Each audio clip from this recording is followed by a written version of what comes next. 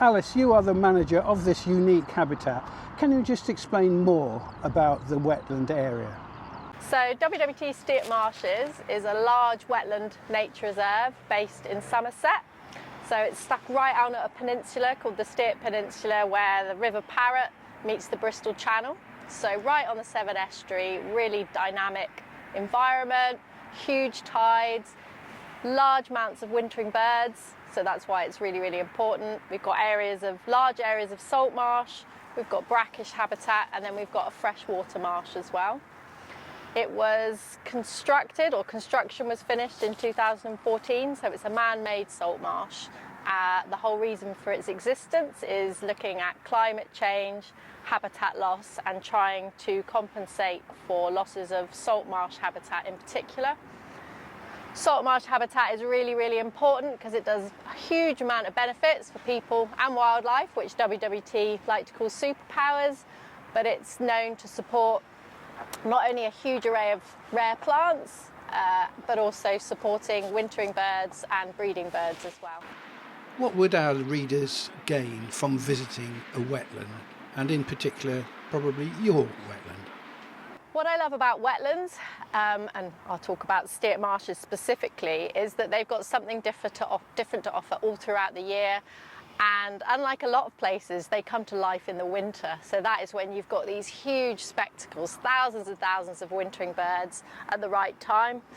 Right now it's spring, we've got our avocets starting to prospect or setting up nesting. We've got a skylark all along the new flood bank, so they absolutely love the flood bank.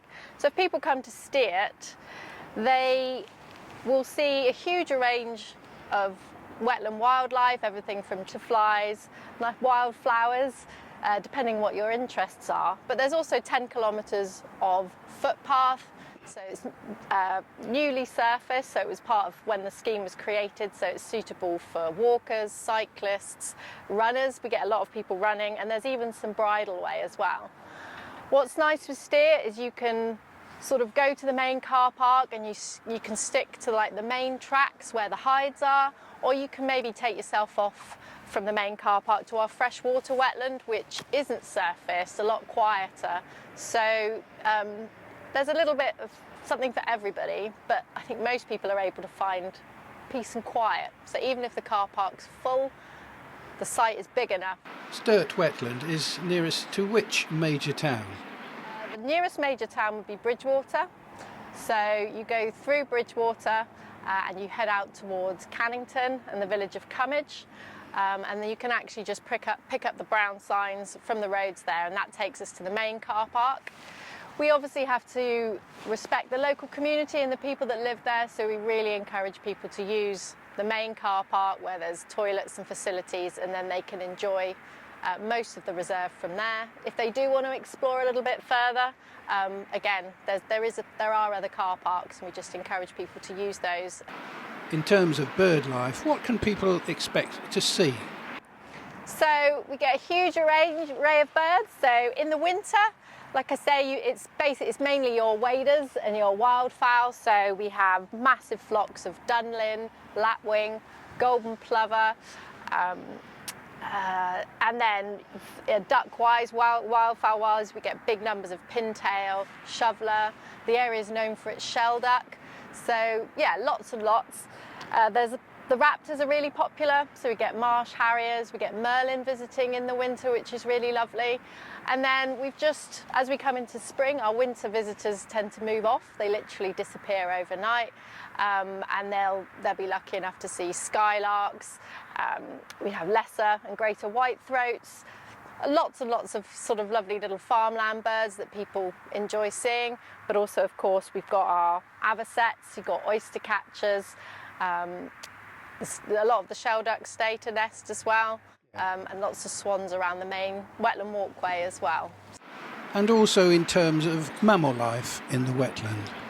Yeah, so we've got really healthy mammal populations, everything from water voles, water shrews, all your little field voles, those sorts of things. We have stoats, we have weasels, we have brown hares. People absolutely love the brown hares, so you're lucky enough you get to see them boxing around the Otterhampton Marsh. And of course we have badgers on site, we have foxes on site, and a really healthy population of otters that use the site. They tend to use it from east to west, and they particularly enjoy the water structures where you've got culverts, which is like a pipe that goes underneath a track, and tend to sort of mark their territories. So yeah, good healthy populations of mammals. And bats, of course, shouldn't forget the bats. That's something that I was really interested in, was how bats use salt marsh, and it turns out that actually the bat activity was a lot higher during the winter than people expected, because salt marshes don't freeze and they provide a huge sort of range of insects for the bats to feed off of. Okay. So any other highlights? So it's a good day out then, is it? I would say it's a great day out, and I think the lovely thing about Steart Marshes is you can go there and be there for an hour, and there's a circular walk, or you can be there for 20 minutes and just go to one of the hides, or you could be there all day but do take a packed lunch. So we're really low, we don't have a cafe or anything on site. Apart from on a Sunday, we do offer a food van, or we encourage people to use sort of the local facilities. But what's really special about Steart Marshes is you could be walking all day. We're part of the English coastal footpath, which is now King Charles's footpath.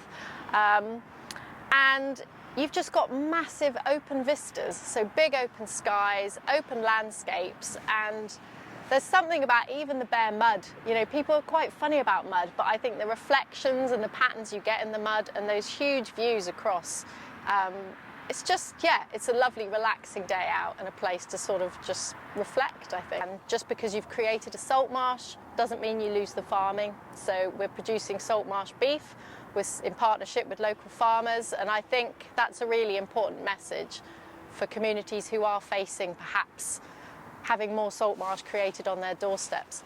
The thing with salt marshes is they're really misunderstood. I think a lot of people, they might look out on them and think, we're often asked, like, where are the birds?